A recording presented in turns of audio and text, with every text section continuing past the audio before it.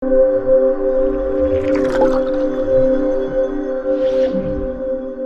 l'amélioration de la gouvernance territoriale ont décidé de mettre sur pied ce qu'il est convenu d'appeler les pôles territoires, dont l'objectif est de rendre opérationnelle la territorialisation des politiques publiques, mais surtout de valoriser le potentiel dont regorgent les différents territoires.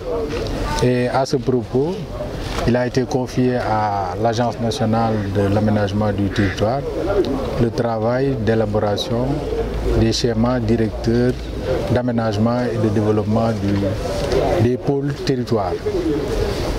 Et c'est dans le cadre de ce processus qu'il a été procédé à un diagnostic dont la restitution a été programmée au cours de ce CRD spécial qui devait être présidé par M. le ministre de l'urbanisme, des collectivités territoriales et de l'aménagement du territoire, mais qui a eu un empêchement de dernière minute. C'est la raison pour laquelle, conformément aux dispositions qui régissent l'administration territoriale, nous avons pris son relais en présidant en son nom ce CRD spécial.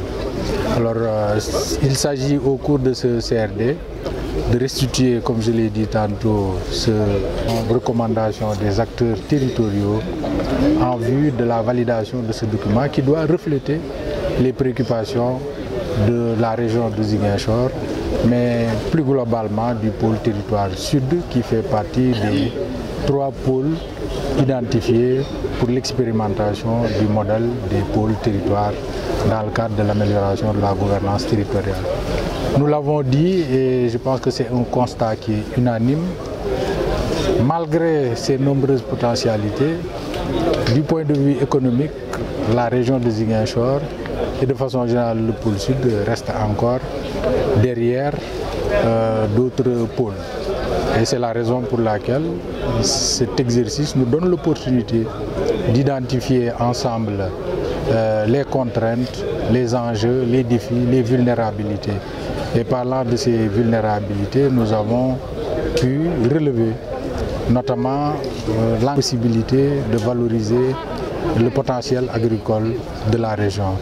En termes de vulnérabilité également, nous l'avons dit, même si il peut représenter un atout, c'est-à-dire la frange frontalière qui couvre plusieurs kilomètres, mais cette frontalité nous met en face aussi de quelques difficultés, notamment la faiblesse ou l'absence d'équipement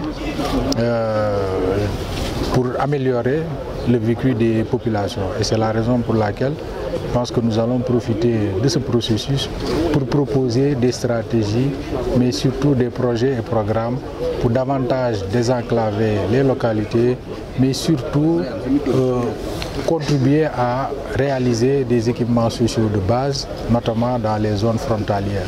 Parce que nous savons tous que ces équipements jouent un rôle extrêmement important dans le cadre de la lutte contre la pauvreté. Je voudrais aussi me réjouir de la démarche, parce que nous l'avons toujours déploré dans le cadre de certains processus. La voix des acteurs territoriaux n'était pas suffisamment prise en compte. Mais constater que ces acteurs territoriaux ont été associés depuis le départ, à travers bien entendu le recueil de leurs préoccupations en termes de contenu qu'il fallait donner ou qu'il faut donner au pôle territoire.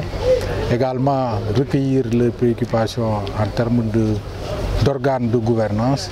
Et récemment, le ministre a présidé une importante activité à Saly pour également voir comment faire de sorte que l'administration territoriale puisse apporter sa contribution dans le cadre de ces pôles territoires.